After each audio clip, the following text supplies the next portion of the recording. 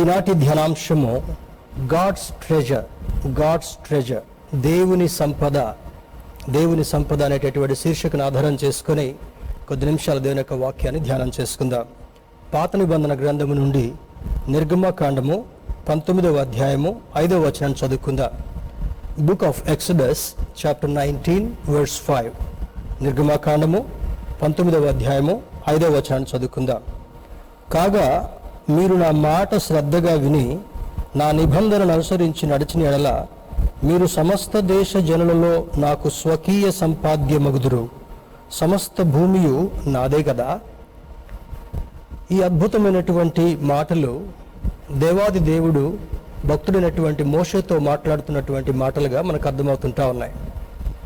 దేవుడు తన ప్రియులైనటువంటి ఇశ్రాయేలీయులు ఐగుప్తు దేశంలో 430 సంవత్సరాలు కఠిన దాస్యంలో ఉండి భయంకరమైనటువంటి వేదనను అనుభవిస్తున్నటువంటి సమయంలో జాలి కలిగినటువంటి దేవుడు తన ప్రేమను మరలా వ్యక్తపరుస్తూ అబ్రహాముతో చేసినటువంటి నిబంధనను జ్ఞాపకం ఉంచుకొని మరి మోషేను నాయకుడిగా ఎన్నిక చేసుకోవాలని ఆలోచన కలిగి ఉంటారు.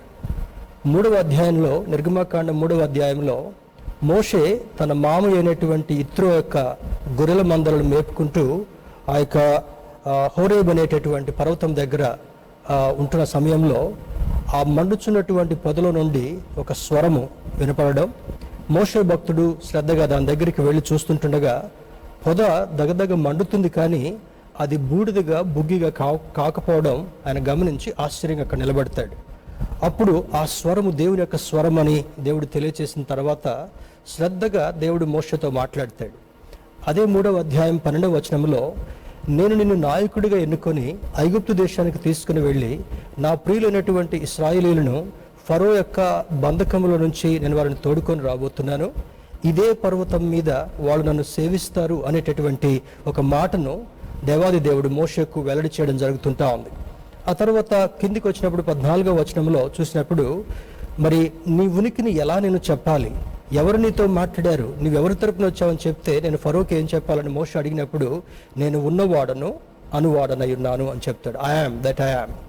ఈ రకంగా మోషేను సిద్ధపరిచిన తర్వాత మరి మోషే రకరకాలుగా తప్పించుకోవాలని ప్రయత్నం చేసినప్పటికీ కూడా దేవుడు అతనికి తర్బీతనిచ్చి అతనిని బలపరిచి ఒక కాన్ఫిడెన్స్ని తనలో క్రియేట్ చేసిన తర్వాత నీ అన్నయ్య అయినటువంటి అహరోన్ను కూడా నీకు తోడుగా పంపిస్తాను, నీవు అక్కడికి వెళ్ళి ఫరో దగ్గర నుంచి నా ప్రియులైనటువంటి ఇశ్రాయేలును బయటకు తీసుకొని రావాలని ఒక ప్రత్యేకమైనటువంటి బాధ్యతతో అక్కడికి పంపించినట్లుగా జరుగుతుంటా ఉంది.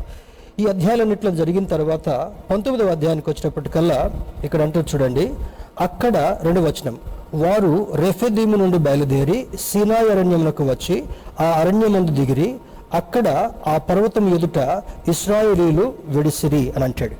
అంటే they came there after lot of struggle. ఆయన సునాయాసంగా ప్రజలను పోనీలే, కానీ దేవుడు ఒక తెగులు తర్వాత ఒక తెగులు అక్కడికి పంపించి ఆ ఫరో యొక్క కఠినమైనటువంటి మనస్సును మార్చి తన ప్రియులైనటువంటి వారందరినీ కూడా తోడుకొని వస్తాడు. మార్గ మధ్యంలో ఎన్నో ఆశ్చర్యకార్యాలు వారికి చేయడం జరుగుతుంటా ఉంది. ఆ యొక్క ఎర్ర సముద్రం దగ్గరికి వచ్చిన తర్వాత దాన్ని 2 పాయాలుగా చీల్చి ఆరిన నేలను తన ప్రజలైనటువంటి ఇశ్రాయేలు నడిపిస్తున్న సందర్భంలో వెనుక నుంచి మరలా ఫరో సైన్యాలు తరుముకుంటూ వస్తుంటా ఉన్నాయి. వీరు ఆ ఎర్ర సముద్రం దాటడం, ఆ ఫరో సైన్యం మధ్యలోకి వచ్చిన తర్వాత ఎర్ర సముద్రంలో శత్రువులందరినీ కూడా దేవుడు హతమార్చినట్లుగా ఈ లేఖనాలు మనకు తెలియజేస్తుంటా ఉన్నాయి. దేవుని బిడ్డలారా, ఆయన ప్రేమించినటువంటి బిడ్డలను ఆయన కాపాడుతాడు అనడానికి ఇది ఒక గొప్ప నిదర్శనంగా కూడా కనబడుతుంటా ఉంది. ఈ హోరేబు పర్వతం మీద మరి ఇక్కడ ఏం జరుగుతుందని మనం చూసినప్పుడు చూడండి, మోషేను దేవుడు మాట్లాడుతూ హోరేబు పర్వతం మీదకి రమ్మంటాడు. ఆయన 10 ఆజ్ఞలు మరి కట్టడలు నియమాలు నిబంధనలు అన్నీ కూడా మోషేకు విశదీకరిస్తున్నట్లుగా ఈ అధ్యాయాలు మనకు బోధిస్తుంటా ఉన్నాయి. మరలా 5వ వచనాన్ని చదువుకుందాం. కాగా మీరు నా మాట శ్రద్ధగా విని నా నిబంధనను అనుసరించి నడిచిన ఎడల మీరు సమస్త దేశ జనులలో నాకు స్వకీయ సంపాద్యమగుదురు అని అంటాడు. ఒక అద్భుతమైనటువంటి మాట. ఈ సంపద అనగానే, ట్రెజర్ అనగానే మామూలుగా మనకు వచ్చేటటువంటి ఆలోచనలు ఏంటంటే మరి మణులు, మాణిక్యాలు, వజ్రాలు, వైడూర్యాలు, మరి ఆ బంగారము, వెండి, వీటన్నిటిని గురించి కూడా త్వరగా ఆలోచన వాటి మీదకి మళ్లించబడుతుంటా ఉంది. కానీ దేవుని యొక్క దృష్టిలో ఆయన రూపంలో సృష్టించబడినటువంటి మానవులు అంటే ఆయనకి చాలా ఇష్టం. ఆదిమానవుడైనటువంటి ఆదాము దగ్గర మొదలుకొని ఈనాడు జీవించేటటువంటి మన వరకు కూడా దేవుడు మనందరినీ కూడా తన స్వరూపంలో సృష్టించాడని బైబిల్ బోధిస్తుంటా ఉంది. అయితే ఆదాము యొక్క అవిధేయత వలన మరి మానవుడు కొంచెం దేవుని యొక్క కృపకు దూరమైనటువంటి కారణం వల్ల మహోన్నతుడైనటువంటి దేవుడు తన కుమారుడైనటువంటి యేసుక్రీస్తు ప్రభుని లోకంలోనికి పంపించి ఆయన ద్వారా తన ఉద్దేశాన్ని నెరవేర్చిన తర్వాత తాను చిందించినటువంటి రక్తం వలన మనకు విమోచన విడుదలను ఇవ్వాలని కోరుకొని పాపము వలన అవిధేయత వలన దూరమైనటువంటి మానవుడిని మరలా తన దగ్గరికి చేర్చుకోవాలనేటటువంటి ఒక అద్భుతమైనటువంటి ప్రణాళికను దేవుడు కలిగినట్లుగా ఈ యొక్క పాత నిబంధన గ్రంథం మనకు బోధిస్తుంటా ఉంది. దేవుని బిడ్డలారా, ఇక్కడ మరి క్రొత్త నిబంధనలు కూడా ఇప్పుడు మనం నూతన నిబంధన నియమంలో ఉంటా ఉన్నాం. అంటే పాత నిబంధనను ధర్మశాస్త్రాన్ని నెరవేర్చుట కొరకే యేసుక్రీస్తు ప్రభు వారి లోకంలోనికి రావడం మాత్రమే కాకుండా ఆ సువార్త ద్వారా ఏ భేదము లేకుండా అందరూ ఆయనను నమ్మాలి, అందరూ ఆయన అంగీకరించాలి, ఆయన స్వీకరించాలి అనేటటువంటి ఉద్దేశాన్ని మహోన్నతుడైనటువంటి దేవుడు కలిగినట్లుగా మనకు అర్థమవుతుంటా ఉంది. ఈ మాటను ఇంగ్లీష్ ట్రాన్స్లేషన్ కూడా గమనిద్దాం. Exodus 19:5. Now if you obey me fully and keep my covenant, then out of all nations you will be my treasured possession, although the whole earth is mine. You are my treasured possession అని అంటాడు. దీన్ని తెలుగులో మీరు నా స్వకీయ సంపాద్యం అని అంటాడు.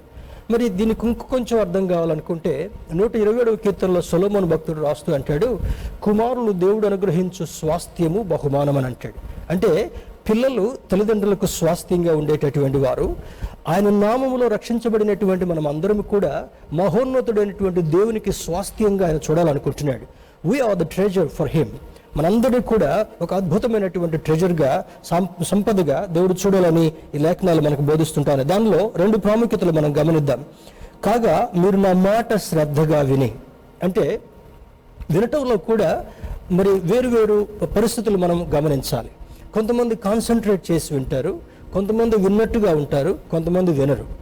అందుకే మరి మనం ఏదైనా ప్రయాణానికి వెళ్తున్నప్పుడు రైల్వే స్టేషన్లో కానీ, బస్ స్టేషన్లో కానీ, ఎయిర్పోర్ట్లో కానీ మనం వేచి ఉంటున్నప్పుడు మనల్ని సాగనంపడం కొరకు మన ప్రియులు, మన స్నేహితులు చాలామంది వస్తుంటారు.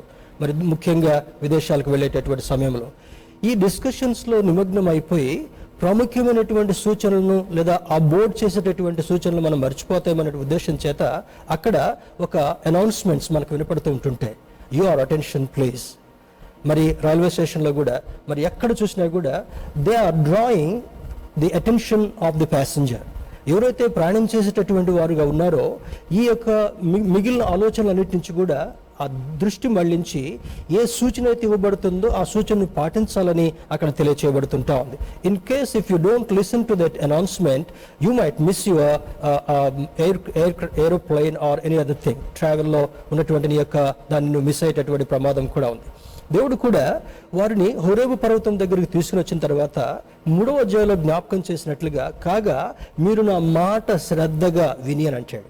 అంటే ఎవరైతే దేవుని మాటను శ్రద్ధగా వింటారో, ఎవరైతే దేవుని ఆరాధించేటటువంటి వారుగా ఉంటారో, ఎవరైతే దేవుని కట్టడలను అనుసరించి నడిచేటటువంటి వారుగా ఉంటారో వారందరినీ కూడా ఆయన తన స్వకీయ సంపాద్యంగా చూసుకోవాలని ముచ్చటిస్తూ ఆశపడుతున్నట్లుగా ఈ లేఖనం మనకు బోధిస్తుంటా ఉంది. దేవుని బిడ్డలారా, మొదటిది శ్రద్ధగా వినంటాడు.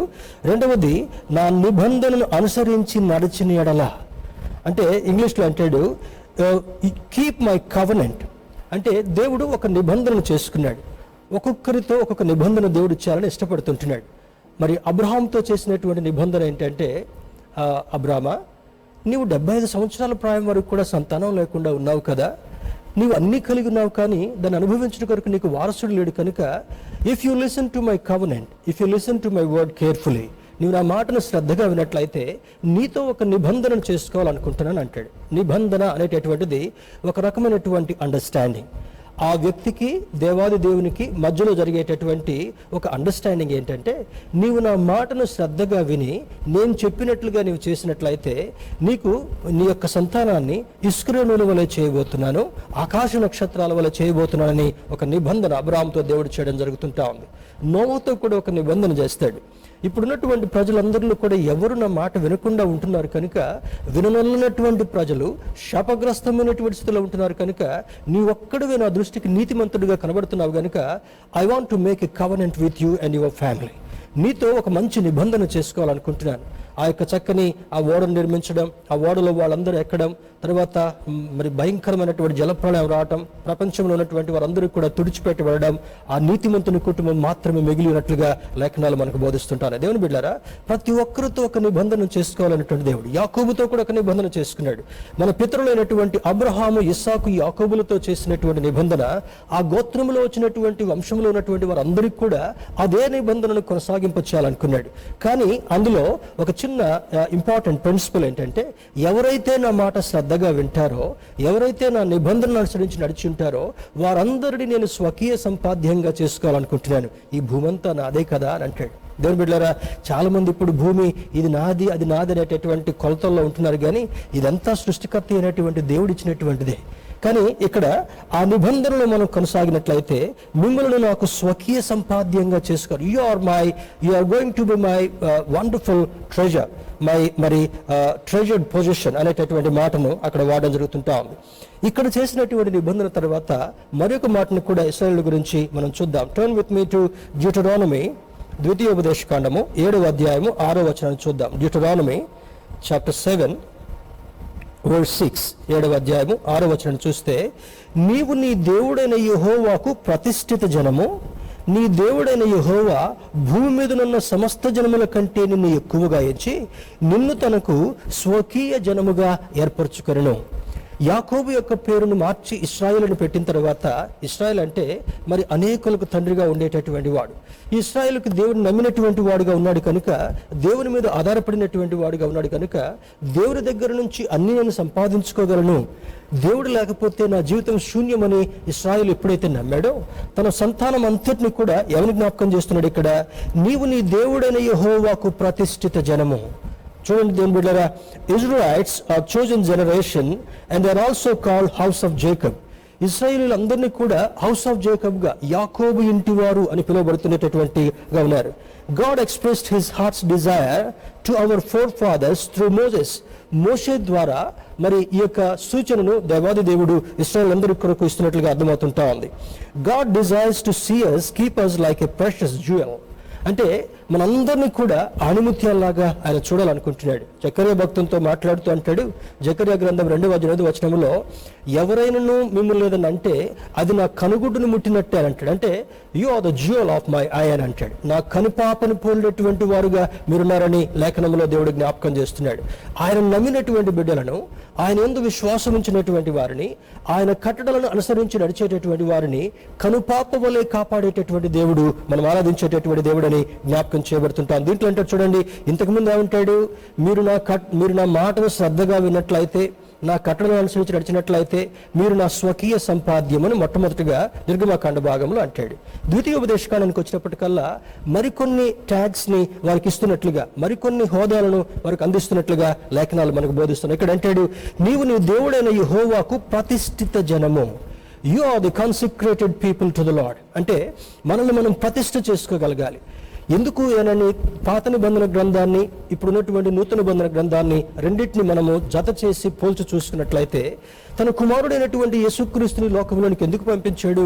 యోహాను సువార్త 3వ అధ్యాయం 16వ వచనంలో అంటాడు, దేవుడు లోకమును ఎంతో ప్రేమించినని అంటాడు. ఈ భూభాగం మీద ఉన్నటువంటి ప్రజలందరినీ కూడా ఆయన ప్రేమిస్తున్నాడు. కారణం ఏంటంటే, తన రూపంలో సృష్టించబడినటువంటి వాడు మానవుడు కనుక. అంత మాత్రమే కాదు, ఎవరైతే తన అద్వితీయ కుమారుని యందు విశ్వాసం ఉంచుతారో అటువంటి వారు నశింపక నిత్య జీవం పొందినట్లు ఆయనను మన కొరకు అనుగ్రహించెను.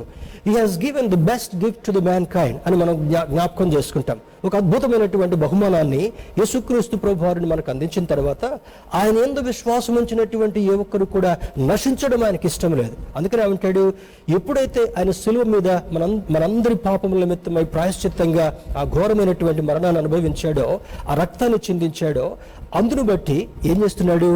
చిందించబడినటువంటి రక్తముతో మన పాపపు డాగులను కడిగి వేసిన తర్వాత మనల్ని ఏ విధంగా చూడాలనుకుంటున్నాడు? మనము ఆయనకి ప్రతిష్ఠ చేసుకున్నటువంటి జనాంగంగా ఉండాలని ఆయన ఇష్టపడుతుంటున్నాడు.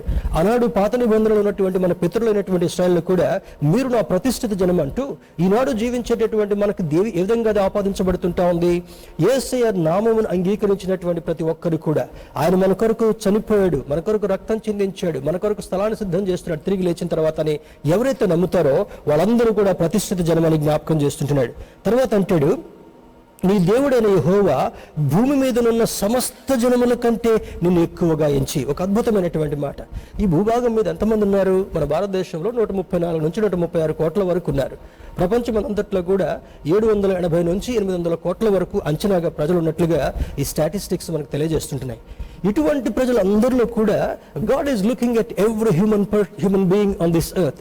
ఈ భూభాగం మీద ప్రాణంతో ఉన్నటువంటి ప్రతి ఒక్కళ్ళు కూడా ఆయన చూస్తూ కూడా ఎవరైతే ఆయన అంగీకరించినటువంటి వారుగా ఉంటారో వారిని స్వకీయ సంపాద్యంగా చూడడం మాత్రమే కాకుండా, ప్రతిష్ఠిత జనముగా చూడడం మాత్రమే కాకుండా, ఈ సమస్త జనములందరికంటే కూడా నిన్ను నన్ను ఆయన అంగీకరించినటువంటి ప్రతి ఒక్కరిని కూడా ఆయన ఎక్కువగా ఎంచుతున్నాడంట. స్తోత్రం చెప్దామా? హల్లెలూయా. అద్భుతకరుడైనటువంటి దేవుడు నిన్ను ఎక్కువగా ఎంచి, మూడవది తర్వాత అంటాడు, నిన్ను తనకు స్వకీయ జనముగా ఏర్పరచుకొనెను. నిన్ను మనందరిని కూడా రక్షణ పొందినటువంటి మనలను మన పితరులైనటువంటి ఇశ్రాయేలును ఏ విధంగా ప్రేమించాడో ఈనాడు ఉన్నటువంటి మనలు కూడా స్వకీయ జనముగా ఆయన ఏర్పాటు చేసుకోవాలని ఈ లేఖనంలో ఒక అద్భుతమైనటువంటి డిజైర్, దేవుని యొక్క ఆ కోరికను, ఆ వాంఛను ఈ యొక్క వాక్యంలో వ్యక్తపరుస్తున్నట్లుగా మనకు అర్థమవుతుంటా ఉంది. ఆ తర్వాత turn with me to 1 Peter chapter 2 verse 9. పేతురు రాసిన మొదటి పత్రిక 2వ అధ్యాయం 9వ వచనం చూసుకుందాం. మొట్టమొదట ఏమనుకున్నాం? నిర్గమకాండములో మీరు నాకు స్వకీయ సంపాద్యము అని అంటాడు. You are my treasured position అని అంటాడు. తర్వాత ద్వితీయోపదేశ కాండములో అక్కడ ఉంటాడు, భూలోకములో ఉన్న వారందరికంటే కూడా మనల్ని ఎక్కువగా ఎంచుకున్నాడు, మనల్ని ప్రతిష్ఠిత జనముగా చూడాలనుకుంటున్నాడు, ఆయన సొత్తుగా మనల్ని చూడాలనుకున్నట్లుగా లేఖనంలో చూసాం.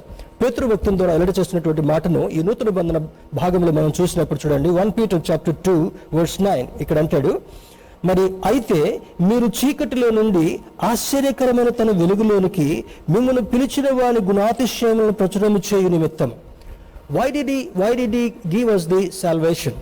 ఎందుకు మనకి రక్షణ ఇచ్చాడు అంటే, పాపములో మగ్గినటువంటి ప్రజలను ఆయన వెదకి, చూడండి, మరి ఆయన ఈ లోకంలో జీవించేటప్పుడు ఆయన అనేకులను దర్శిస్తూ తిరిగాడు, కానీ చీకటి దాన్ని గ్రహింపకుండానని యెషయా భక్తుడు రాస్తాడు.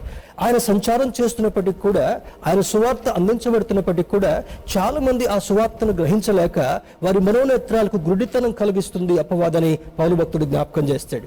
కానీ రక్షణ పొందినటువంటి మనల్ని he has some expectation towards us. మన ఎడల ఒక ప్రత్యేకమైనటువంటి ఉద్దేశాన్ని, ఒక ప్రత్యేకమైనటువంటి ఎక్స్పెక్టేషన్ని, ఆశను, వాంఛను కూడా కలిగినాడు. అదేమనగా గుణాతిశయము ప్రచురం చేయ నిమిత్తము ఏర్పరచబడినటువంటి వంశము. చాలా మంది చూడండి, ఈ వంశాలు, గోత్రాలు ఇవన్నీ కూడా ఇప్పటికి కూడా కొంతమంది పాటించేటటువంటి వారుగా ఉంటారు. మనందరం కూడా ఇశ్రాయేలు యొక్క గోత్రం నుంచి బయటికి రాబడినటువంటి వారుగా ఉన్నప్పటికీ కూడా క్రీస్తు రక్తము చేత కడగబడినటువంటి వారుగా ఇప్పుడు ఏవి ట్యాగ్ ఆపోదిస్తున్నాడు మనకి? ఏర్పరచబడినటువంటి వంశము. రెండవది అంటాడు, రాజులైన యాజక సమూహము. ఈ లోకంలో రాజులు అక్కడక్కడ ఇంకా కనబడేటటువంటి వారుగా ఉంటారు. ఆఫ్రికాలో కావచ్చు, లేకపోతే సౌదీ ప్రాంతంలో కావచ్చు, లేదా కొన్ని ఇస్లామిక్ నేషన్స్లో కావచ్చు, ఇంకా రాజ పరిపాలన కొనసాగుతుంటా ఉంది. రాజు యొక్క కుమారుడు రాజకుమారుడు అని అంటారు. మరి ఆ రాజు తరువాత మరల రాజకుమారునికి పట్టాభిషేకం చేసి కొనసాగించేటటువంటి పరిస్థితులు మనకు కనబడుతూ ఉంటుంటాయి. కానీ ఈ లోకంలో రాజరికం అంతా కూడా ఇక్కడ ముగించబడేది. కానీ దేవుని యొక్క దృష్టిలో ఎప్పుడైతే మనల్ని ఏర్పరచబడినటువంటి వంశంగా ఆయన చూశాడో, ఎప్పుడైతే దేవుని యొక్క రక్తం చేత కడుగబడినటువంటి వారుగా మనం ఉన్నామో, ఆయన బిడ్డలుగా సొత్తుగా స్వీకరించబడినటువంటి వారుగా ఉన్నామో, అక్కడ అంటాడు రాజులైన యాజక సమూహము. అదొక రెండవ అద్భుతమైనటువంటి ట్యాగ్ ని దేవాది దేవుడు ఇచ్చినట్లుగా అర్థమవుతుంటా ఉంది. మూడవది పరిశుద్ధ జనమును. నాలుగవది దేవుని సొత్తైన ప్రజలై ఉన్నారు. దేవుని సొత్తైన ప్రజలు. దేవుని బిడ్డలారా, ఇదే మాటను పౌలు భక్తుడు స్పష్టంగా రాస్తూ అంటాడు, మరి మీరు ఆయన రక్తము చేత కొనబడినటువంటి వారు. ఎంత అద్భుతమైనటువంటి మాట కదా. He has shed his precious blood in order to save us from the bondage of sin. పాపం అనేటటువంటి బంధకముల నుంచి, ఊబిలో నుంచి, జిగటగలిగినటువంటి దొంగ ఊబిలో నుండి ఆయన నిన్ను పైకి లేవనెత్తి నిన్ను సమభూమి మీద నిలబెట్టడం మాత్రమే కాకుండా, క్రీస్తు అనేటటువంటి బండ మీద, పునాది మీద నిలబెట్టడం మాత్రమే కాకుండా, నీకు అద్భుతమైనటువంటి అవకాశాన్ని ఆయన అనుగ్రహిస్తున్నట్లుగా ఈ లేఖనాలు మనకు బోధిస్తుంటా ఉన్నాయి. దేవుని బిడ్డలారా, అందుకే you are my precious children అంటాడు. You are my treasured position. మీరు నాకు స్వకీయ సంపాద్యం అని అంటాడు. పేతురు భక్తుల ద్వారా నాలుగు సూచనలు జ్ఞాపకం చేయబడి, మొదటిది ఏర్పరచబడినటువంటి వంశము, రెండవది రాజులైనటువంటి యాజక సమూహము, మూడవది పరిశుద్ధమైనటువంటి జనము, నాలుగవది దేవుని సొత్తు అయినటువంటి ప్రజలు. దేవుని బిడ్డలారా, మనమందరం రక్షణ పొందినటువంటి వారందరినీ కూడా ఆయన దేవుని సొత్తుగా చూడాలనుకుంటున్నాడు. మనల్ని స్వకీయ సంపాద్యంగా చూడాలనుకుంటున్నాడు. మనల్ని ప్రతిష్ఠిత జనముగా చూడాలనుకుంటున్నాడు. ద రీజన్ ఈస్ మరి పాపం అనేటటువంటి బంధకములోంచి మనం విడుదల పొందినటువంటి వారుగా, క్రీస్తును అంగీకరించినటువంటి వారుగా మాత్రమే కాకుండా లేఖనానుసారంగా జీవించేటటువంటి ఉద్దేశాన్ని కలిగి ఉండి పరిశుద్ధాత్ముడి యొక్క నడిపింపుతో మనం కొనసాగుతున్నప్పుడు నిత్యరాజ్యంలో మనకు స్థానాన్ని అనుగ్రహించేటటువంటి వాడు. He is King of kings and Lord of lords. ఆయన రాజులకు రాజు, ప్రభువులకు ప్రభు అని బోధించబడుతుంది కనుక మనందరం కూడా రక్షణ పొందినటువంటి మనందరినీ కూడా రాజులైనటువంటి యాజక సమూహంగా చూడటం మాత్రమే కాకుండా నిత్యరాజ్యంలో నిత్యము ఆయనతో ఉండేటటువంటి అద్భుతమైనటువంటి విషయాన్ని మనకు అందించాలని కోరుకుంటున్నాడు. మరి turn with me to gospel of John, యోహాను సువార్త 15వ అధ్యాయంలో ఒక మాట చదువుకుందాం. గాస్పెల్ ఆఫ్ జాన్ చాప్టర్ 15, 15వ అధ్యాయము 19వ వచనాన్ని చూద్దాం. Gospel of John chapter 15 verse 19. ఇక్కడ అంటాడు, మీరు లోక సంబంధులైన ఎడల లోకము తన వారిని స్నేహించును, అయితే మీరు లోక సంబంధులు కారు. నేను మిమ్మల్ని లోకములో నుండి ఏర్పరచుకుంటుని, అందుచేతనే లోకం మిమ్మల్ని ద్వేషించుచున్నది. దేవుని బిడ్డలారా, లోకం ఇప్పుడు దేవుని బిడ్డలుగా ఉన్నటువంటి వారిని ఆయా సందర్భాల్లో, ఆయా ప్రాంతాల్లో ఎందుకు ద్వేషిస్తుంటున్నారు? We are the separated people. We are taken away from the darkness. అంధకార సంబంధమైనటువంటి చీకట్లో నుంచి మనల్ని విడుదల చేసిన తర్వాత ఎఫ్సి సంఘానికి పౌలు భక్తుడు రాస్తూ అంటాడు, మన పాపముల చేత చచ్చినటువంటి వారుగా ఉన్నటువంటి మనలను క్రీస్తు చేత మనల్ని బ్రతికించునని ఎఫ్సి పత్రికలో పౌలు భక్తుడు రాయడం జరుగుతుంటా ఉంది. మనల్ని ఆయన సొత్తుగా చూసుకుంటున్నాడు. We are his treasured position. మనల్ని ప్రత్యేకించినటువంటి వారుగా, మనల్ని స్వాస్థ్యంగా చూడాలనుకుంటున్నాడు. కనుక ఎందుకు అలా చూడాలనుకుంటున్నాడు? మనము లోక సంబంధులము కాము. ఈ లోకంలో లోకస్తుల మధ్య జీవిస్తున్నప్పటికీ కూడా మనల్ని ప్రత్యేకించుకున్నటువంటి వాడుగా ఉన్నాడు కనుక, ఏర్పరచబడినటువంటి వంశముగా మనల్ని చూస్తున్నాడు కనుక ఇక్కడ ఏమంటాడు? అయితే మీరు లోక సంబంధులు కారు, మీరు నా సొత్తు అని దేవుడు జ్ఞాపకం చేస్తుంటున్నాడు. దేవుని బిడ్డలారా, in the above context God has very clearly expressed his Dzire. ఇప్పుడు చూసినటువంటి నిర్గమకాండ భాగంలో కానీ, ద్వితీయోపదేశకాండ భాగంలో కానీ, పేతురు రాసినటువంటి పత్రికలో కానీ, తర్వాత యోహాను భక్తుడు రాసినటువంటి ఈ మాటలంతటిని కూడా క్షుణ్ణంగా మనం పరిశీలన చేసినప్పుడు దేవుని యొక్క ఉద్దేశం ఏమై ఉంది, దేవుని యొక్క వాంఛ ఏమై ఉంది, దేవుని యొక్క అపరిమితమైనటువంటి ప్రేమతో కూడినటువంటి కోరిక ఏది ఉందో మనకు స్పష్టంగా పరిశుద్ధాత్మ దేవుడు బోధిస్తుంటున్నాడు. దేవుని బిడ్డలారా, మరి some of our God's expectations of valuable things, మరి దేవుని యొక్క దృష్టిలో ఇంకా ఇప్పుడు మనల్ని మాత్రమే ఆయన స్వకీయ సంపాద్యంగా చూడడం మాత్రం కాకుండా ఇంకా ఏ విధమైనటువంటి మరి ఆయన స్పెషల్గా మనం చూడాలనుకుంటున్నాడు, వాల్యుబుల్ థింగ్స్ని ఏ విధంగా చూడాలనుకుంటున్నాడో త్వరగా కొన్ని సూచనలు మీ ముందుకు తీసుకొని రావాలని నేను ఇష్టపడుతుంటున్నాను. Turn with me to gospel of Mark chapter 14 verse 3. Mark సువార్త 14వ అధ్యాయము 3వ వచనాన్ని చూద్దాం. ఇక్కడ ఆయన బేతనియలో కుష్ఠరోగి అయిన సీమోను ఇంట భోజనమునకు కూర్చుండి ఉన్నప్పుడు ఒక స్త్రీ మిక్కిలి విలువగల అచ్చ జటామాంసి అత్తరు బుడ్డి తీసుకుని వచ్చి ఆ అత్తరు బుడ్డి పగలగొట్టి ఆ అత్తరు ఆయన తల మీద పోసెను. దేవుని బిడ్డలారా, ఇక్కడ జరుగుతున్నటువంటి కార్యం ఏంటంటే, అక్కడ ఆ ఒక స్త్రీ, అంటే ఇంకా వేరే వేరే సువార్తల్లో ఆమె మరియగా జ్ఞాపకం చేయబడుతుంటా ఉంది. ఆమె పాపాత్మురాలైనటువంటి స్త్రీ అని లోకం దృష్టిలో కనబడుతుంటా ఉంది. అయినప్పటికీ కూడా మిక్కిలి విలువ కలిగినటువంటి అచ్చ జటామాంసి, అంటే ఆ దినాల్లో మరి దాన్ని ఇంగ్లీష్లో అలబాస్టర్ బాటిల్ అని మరి రాయబడుతుంటా ఉంది.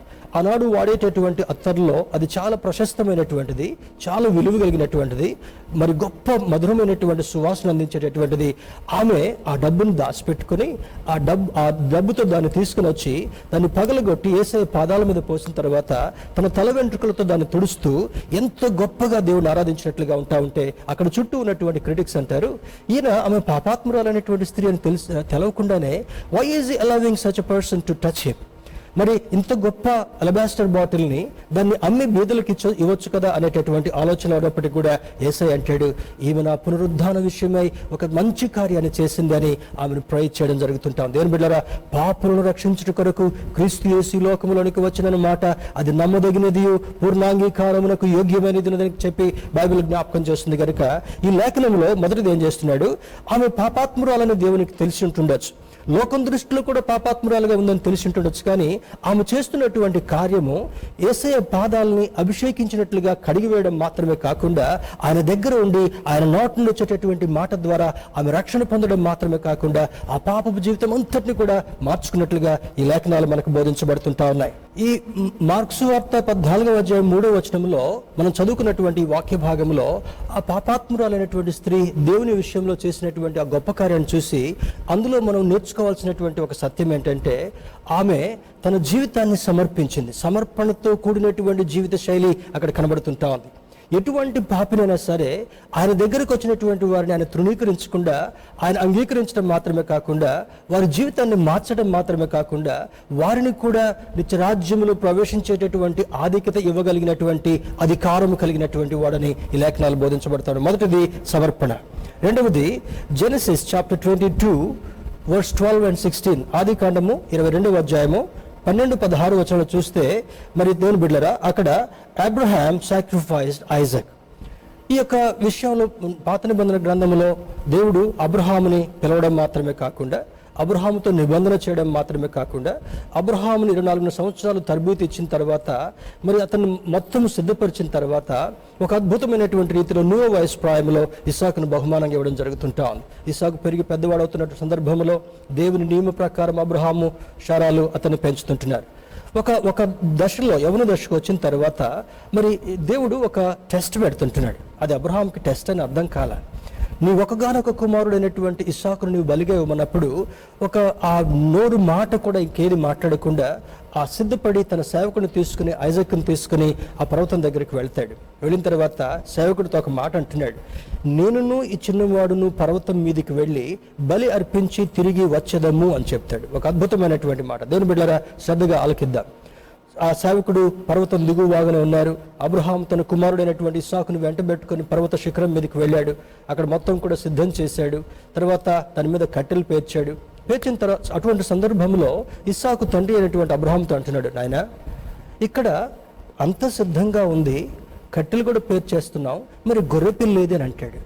మరి లోపల ఎంత బాధ ఉన్నప్పటికీ కూడా, ఎంత భారం ఉన్నప్పటికీ కూడా మారు మాట్లాడకుండా ఆ తరువాత యెహోవా ఈరే అని చెప్తూ ఆ ఇస్సాకు యొక్క చేతులు వెనక్కి కట్టేసేసి ఆ బలిపీఠం మీద పెట్టినట్టుగా లేఖనాలు సూచిస్తుంటా ఉన్నాయి. దేవుని బిడ్డలారా, వెంటనే తను స్తోత్రాలు చెల్లించి ఆ కత్తి పైకి తీయగానే ఆ దగ్గర ఉన్నటువంటి ఆ యొక్క ప్రదేశం నుంచి ఒక గొప్ప శబ్దం వినపడుతూ, అబ్రామా, నీ ఒకగానొక కుమారుడైనటువంటి ఇస్సాకును బలియటం కొరకు నీ వెనుకాడలేదు గనుక నీ యొక్క దీక్షను, నీ యొక్క పట్టుదలను, నీ యొక్క విశ్వాసాన్ని దేవుడు గమనించాడు. You don't need to kill him, అతన్ని చంపాల్సినటువంటి అవసరం లేదని ఆ చేయి పట్టుకుని ఆపివేసిన తర్వాత దానికి బదులుగా ఎదురుగా ఉన్నటువంటి పొదలో ఉన్నటువంటి గొర్రెపిల్లను తీసుకొచ్చి నువ్వు దేవునికి బలి అర్పించని దూత చెప్పడం జరుగుతుంటా ఉంది. దేవుని బిడ్డలారా, ఒక అద్భుతమైనటువంటి విషయం. దీనిలో మనం నేర్చుకోవాల్సినటువంటిది ఏమనగా, మొదటిది సమర్పణ, ఆ స్త్రీ యొక్క జీవితం ద్వారా మనం చూసాం. రెండవది అర్పణ. హెబ్రీ పత్రికలో అంటాడు, though Isaac was not killed, Isaac బదులుగా, ఇస్సాకుకు బదులుగా ఆ పొదలో ఉన్నటువంటి గొర్రెపిల్లను తీసుకొచ్చి ఆ బలిపీఠం మీద పెట్టి బలి అర్పించినప్పుడు దేవుడు సంతోషించినట్లుగా అర్థమవుతుంటా ఉంది. దేవుని బిడ్డలారా, ఆ బలి పశువైనటువంటి గొర్రెపిల్ల యేసుక్రీస్తుకు సాదృశ్యంగా కనబడుతుంటా ఉంది. మనందరి పాపముల నిమిత్తమై ఆయన గొర్రెపిల్లగా వధించబడ్డాడు. వదకు తేబడినటువంటి గొర్రెపిల్ల అని భక్తుడు ఆయన సూచించడం జరుగుతుంటా ఉంది. దేవుని బిడ్డలారా, మొదటిది సమర్పణ, రెండవది అర్పణ. దేవుని బిడ్డలారా, మరి మూడోది కూడా చూద్దాం. Genesis chapter 4 verse 4. ఇక్కడ మరి ఆది మానవులైనటువంటి ఆదాము అవ్వలు ఏదైనా తోట నుంచి బయటికి వెలివేయబడిన తర్వాత మొదటిగా వారికి కయ్యను సంతానం కలుగుతుంటా ఉంది. తర్వాత రెండవ సంతానము ఏబెల్ దేవుడు వారికి ఇవ్వడం జరుగుతుంటా ఉంది. కయ్యను తను నిర్ణయించుకుని వ్యవసాయ సంబంధమైనటువంటి పనులన్నీ కూడా సేద్య పనులు చేసినటువంటి వాడు. ఈ చిన్నవాడు ఏబెల్ మరి తనకున్నటువంటి గొర్రెల మందలంతటిని కూడా కాపుదల కాస్తూ దాని యొక్క వృత్తిలో కొనసాగేటటువంటి వాడుగా ఉన్నాడు. ఒక సందర్భాన వాళ్ళిద్దరూ కూడా దేవునికి అర్పణ చెల్లించాలనేటటువంటి ఆలోచన కలిగి ఉండి, కయ్యను తన తోటలో పొలంలో పడినటువంటి పంటల్లో అక్కడక్కడ కొన్ని పీల కంకులు, కాటుక కంకులు అని బైబిల్లో రాయబడి ఉంటా ఉంది. ప్రయోజనం లేనటువంటి, ఉపయోగం లేనటువంటి కంకులను తీసుకొచ్చి తన దేవునికి అర్పించాలని తీసుకొస్తాడు. ఏబెల్ అయితే తన గొర్రెల మందలో ఉన్నటువంటి శ్రేష్టమైనటువంటి కొవ్వినటువంటి ఆ గొర్రెను పట్టుకుని వచ్చి దేవునికి బలర్పించినప్పుడు ఏబెలు యొక్క అర్పణ స్వీకరించబడింది కానీ కయ్యేను అర్పణ స్వీకరించబడలేదు. దేవుని బిడ్డలారా, అక్కడ జరిగినటువంటి సంఘటన ఆ క్రూరమైనటువంటి ఆలోచన చేత, ఇతడు ఉంటే నాకు ఫ్యూచర్లో ఎప్పటికైనా ప్రమాదమైన ఉద్దేశం చేత వాడి అర్పణ స్వీకరించాడు దేవుడు, అర్పణ స్వీకరించడని ఆక్రోశం చేత తన తమ్ముడైనటువంటి ఏబెల్ని హతమార్చినట్లుగా లేఖనం జ్ఞాపకం చేస్తుంటా ఉంది. రైవల్రీ అక్కడే ప్రారంభం అయిపోయింది, నరహత్య అక్కడే ప్రారంభం అయిపోయింది, క్రోధం అక్కడే ప్రారంభం అయిపోయింది, ద్వేషం అక్కడే ప్రారంభం అయిపోయింది. దేవుని బిడ్డలారా, ఆ తర్వాత దేవుని బిడ్డలారా చూడండి, ఎందుకు ఏబేలు యొక్క అర్పణ అర్పించబడిందంటే దేవునికి శ్రేష్టమైనటువంటి అర్పణ తీసుకొచ్చినట్లుగా అర్థమవుతుంటా ఉంది. అందుకని పాత నిబంధన నియమంలో మరి ప్రథమ ఫలాన్ని దేవునికి ఇవ్వాలి, దశమ భాగాన్ని దేవునికి ఇవ్వాలని లేఖనాలు సూచిస్తుంటా ఉన్నాయి. చాలా సందర్భాల్లో ఈ నియమాన్ని విన్నట్టుగానే విని దీన్ని పెడచెవిని పెట్టేటటువంటి వారు, ఆశీర్వాదాలకు దూరం అయ్యేటటువంటి వాళ్ళు చాలా మంది మరి ఈ దేవుని బిడ్డలుగా మనం చూస్తూ ఉంటుంటాం. దేవుని బిడ్డలారా ఇక్కడ చూడండి, మూడవది కృతజ్ఞతార్పణ. మొదటిది, ఆ పాపాత్మురాలైనటువంటి స్త్రీ అలవాస్టర్ బాటిల్ తీసుకొచ్చి దాన్ని పగలగొట్టి యేసయ్య పాదాల మీద దాన్ని పోసిన తర్వాత తన తల వెంట్రుకలతో తుడుస్తూ దేవుని ఏ విధంగా ఆరాధించిందో గొప్ప సమర్పణ అక్కడ చూసాం.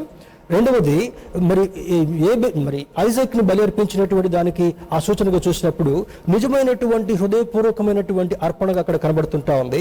మూడవది, ఈ కయ్యను ఏబెలు అర్పించినటువంటి అర్పణలో శ్రేష్టమైనటువంటి అర్పణను దేవుడు స్వీకరించినట్లుగా అది కృతజ్ఞతార్పణగా మనం చూడగలుగుతుంటాం. మన జీవితాల్లో కూడా మరి దేవుడు మనల్ని ఇంతగా ప్రతిష్ఠిత జనంగా చూసినందుకు, స్వకీయ సంపాద్యంగా చూసినందుకు, ఆయన ట్రెజర్గా మనల్ని గమనిస్తున్నప్పుడు, ఆయన కనుపాప వలె మనల్ని స్వీకరిస్తున్నప్పుడు, ఇన్ని అద్భుతమైనటువంటి విలువైనటువంటి ఆ హోదాలు మనకి ఇచ్చిన తర్వాత దేవునికి ఏం చేయగలగాలి? మన జీవితాన్ని ఆయనకి సమర్పించుకోవాలి. రెండవది, మన హృదయాన్ని దేవునికి అర్పించగలగాలి. మూడవది, ఎప్పుడు కూడా కృతజ్ఞతలో జీవించాలి. ఈ మూడు ప్రిన్సిపల్స్లో మనం నేర్చుకునేటటువంటి విషయాలు. మొదటిది, మన జీవితాన్ని సమర్పించాలి. You have to concentrate your life to him. రెండవది, you need to sacrifice, you need to give your heart to the Lord. నీ హృదయాన్ని దేవునికి అర్పించేటటువంటి, నా కుమారుడా నీ హృదయాన్ని నాకు ఇవ్వని అందుకనే దేవుడు అంటున్నాడు.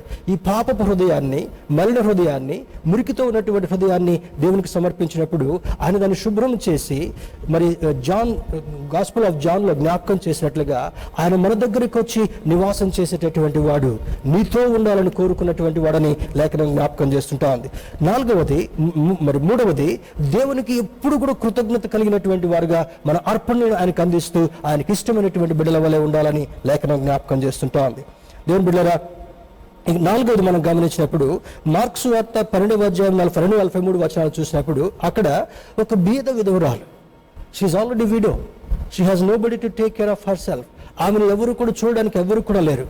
ఒకరోజు ఆలయంలోనికి యేసుక్రీస్తు ప్రభువారు కూడా వచ్చి కూర్చొని శ్రద్ధగా గమనిస్తుంటున్నారు. అక్కడ ఉన్నటువంటి వారందరూ కూడా గొప్ప వాళ్ళు, మధ్య తరగతి చెందినటువంటి వాళ్ళు వచ్చి కానుకలు అర్పిస్తుంటారు ఆ కానుకల పెట్టి దగ్గర. ఈ బీద విధురాలు నెమ్మదిగా నడుచుకుంటూ అక్కడికి వెళ్ళిన తర్వాత తను పవిడి చెంగులో ఉన్నటువంటి ఆ యొక్క ముడులను నెమ్మదిగా విప్పుతూ యేసయ్య క్షుణ్ణంగా గమనిస్తుంటున్నాడు. తర్వాత నెమ్మదిగా వెళ్ళి ఆ 2 నాణ్యాలని, ఆ కాసుల్ని ఆ యొక్క పెట్టెలో వేసి ఆమె నెమ్మదిగా వచ్చి మరలా కూర్చుంది. ఆ తర్వాత యేసయ్య నిలబడి అంటాడు, మీరందరూ అయితే మీకు కలిగినటువంటి దానిలో మిగుల్చుకొని కొద్దిగా వేశారు, కానీ ఈమైతే ఆమెకు ఉన్నదంతా కూడా దేవునికి సమర్పించింది, దేవుని మహింపరిచిందని జ్ఞాపకం చేస్తాడు. దేవుని బిడ్డలారా, you have given little to the lord, but this widow she has given everything what she has for her self. ఆమె కలిగినంతా కూడా ఇచ్చిందని లేఖనంలో జ్ఞాపకం చేసిన తర్వాత ఇది సంపూర్ణమైనటువంటి అర్పణ. దేవుని బిడ్డలారా, మరి దేవుడు తనకు తాను సంపూర్ణంగా మన కొరకు అర్పించుకున్నాడు కనుక ఇన్ రెసిప్రొకేషన్ మనం ఏం చేయగలగాలి? అవినాభావ సంబంధంగా ఉన్నటువంటి మనలను, మనకిచ్చినటువంటి ట్యాక్స్ని బట్టి మన జీవితాన్ని సంపూర్ణంగా ఆయనకు అర్పించుకునేటటువంటి వారుగా ఉండగలగాలి. అదే పౌలు భక్తుడు అంటాడు, సజీవయాగంగా మిమ్మల్ని మీరు దేవునికి సమర్పించుకోవాలి. బ్రతికున్నప్పుడే మన హృదయాన్ని దేవునికి ఇవ్వగలగాలి. చనిపోయిన తర్వాత మరి దేవుడిని నమ్మకుండా, రక్షణ లేకుండా ఒకళ్ళు చనిపోతే నీవు వెళ్ళవలసింది నిత్య నరకానికి. కనుక ఈ లోకంలో బ్రతికుండగానే నిజ రక్షకుడైనటువంటి యేసుక్రీస్తును అంగీకరించడం మాత్రమే కాకుండా నీవు ఆయనకు సంపూర్ణంగా అర్పించుకునేటటువంటి వారుగా ఉండాలని లేఖనం మనకు బోధిస్తుంటా ఉంది. దేవుని బిడ్డలారా, ఉదయకాల సమయంలో మరి మన యోహాను సువార్త 3వ అధ్యాయం 16వ వచనం గమనించినప్పుడు, God gave his only begotten son Jesus Christ. ఆయన అద్వితీయ కుమారుడిగా ఉన్నటువంటి వారిని మనందరి కొరకు ఇచ్చాడు కనుక ఆయనను మన కొరకు ఇవ్వకపోతే పాపము నుండి మనకు ప్రాయశ్చిత్తం కలిగేది కాదు. తర్వాత మనకున్నటువంటి మలినము కడగబడేది కాదు. మనం దేవుని బిడ్డలుగా స్వీకరించబడేటటువంటి వారం కాదు. ఆ ప్రాయశ్చిత్త పాప పరిహారార్థ బలి అని అంటాడు. మనందరి కొరకై ప్రాయశ్చిత్తముగా ఆయన మన కొరకు బలిపశువుగా అర్పించబడ్డాడు కనుక what you need to do this morning is, ఆయన ఎంత విలువను నీకు ఇచ్చినందుకు, విలువలేనటువంటి నిన్ను తన రక్తంతో కడిగి అమూల్యమైనటువంటి రక్షణ ఇవ్వడం వల్ల ఇంత అద్భుతమైనటువంటి హోదాను కల్పించినటువంటి దేవునికి కృతజ్ఞతగా మనం ఏమి ఇవ్వగలగాలి? కలిగినటువంటి రక్షణను అంతం వరకు చేత పట్టుకొని ఆయనకి ఇష్టమైనటువంటి ప్రజల వల్ల జీవించాలని ఈ లేఖనం మనకు బోధిస్తుంటా ఉంది. He needs our hearts. సామెతల గ్రంథం 23వ అధ్యాయం 26వ వచనంలో అంటాడు, నా కుమారుడా నీ హృదయాన్ని నాకివ్వు. ఎందుకో తెలుసా? ఈ హృదయంలో పాపమరణము దాగి ఉంటా ఉంది. మార్క్స్ వార్త 7:1 మరి భయంకరమైనటువంటి 13-14 రకాల చేష్టలు మనుషు హృదయంలో అపవాది నింపివేశాడు కనుక ఈ భయంకరమైనటువంటి కృత్యాలంతటిని కూడా తీసివేయాలంటే అది ఒక వైద్యుని వల్ల కాదు, కానీ నిన్ను సృష్టించినటువంటి దేవుడు తన కుమారుడైనటువంటి యేసుక్రీస్తుని లోకంలోకి పంపడం వల్ల యేసు రక్తము ప్రతి పాపము నుండి మనల్ని పవిత్రులుగా చేస్తుంది. స్తోత్రం చెప్దాం, హల్లెలూయా. ఈ హృదయంలో ఉన్నటువంటి మలినమంతటిని కూడా కడిగి వేయాలంటే, శుభ్రం చేయాలంటే, మహోన్నతుడైనటువంటి దేవుడు నీ హృదయంలో నివాసం చేయాలంటే ఆ రక్తము చేత కడుగబడినటువంటి వాళ్ళుగా, వాక్యము చేత ఉదక స్నానం చేయబడినటువంటి వాళ్ళుగా ఉన్నప్పుడు మాత్రమే అది ప్రక్షాళన చేసిన తర్వాత ఆయన నీ హృదయంలోనికి వచ్చి నీతో కలిసి బస చేయాలని, నీతో కలిసి డైన్ చేయాలని, విందు చేయాలని ఆయన ఇష్టపడుతున్నాడు. కనుక my dear brothers and sisters, ఈ ఉదయకాల సమయంలో ఆయన ఒక అద్భుతమైనటువంటి వ్యక్తిగా నిన్ను చూడాలనుకుంటున్నాడు. ఆయన నిన్ను నన్ను ఒక సంపదగా చూడాలనుకుంటున్నాడు, స్వకీయ సంపాద్యంగా చూడాలనుకుంటున్నాడు. అద్భుతమైనటువంటి ట్యాక్స్ ని మనకి ఇవ్వాలని కోరుకుంటున్నాడు. కనుక can you realise the importance in your life? నీ జీవితంలో ప్రాముఖ్యమైనటువంటి దానిగా దీన్ని ఒకసారి స్మరించుకోగలవా? ఆయన నీ కొరకు బలి పశువుగా అర్పించబడ్డాడు కనుక ఆయన రక్తంతో నిన్ను కడగాలనుకుంటున్నాడు. కనుక ఈ లోకంలో కలిగినటువంటి పాపమలినం అంతటిని కూడా ఆయన స్వరక్తం ద్వారా కడిగి శుద్ధి చేసి నిన్ను తన కొరకు స్వకీయ సంపాద్యంగా, నిన్ను తనకు ఒక సంపదగా చూడాలనుకుంటున్నాడు, నీతో కలిసి నివాసం చేయాలనుకుంటున్నాడు. కనుక can you turn to him this morning?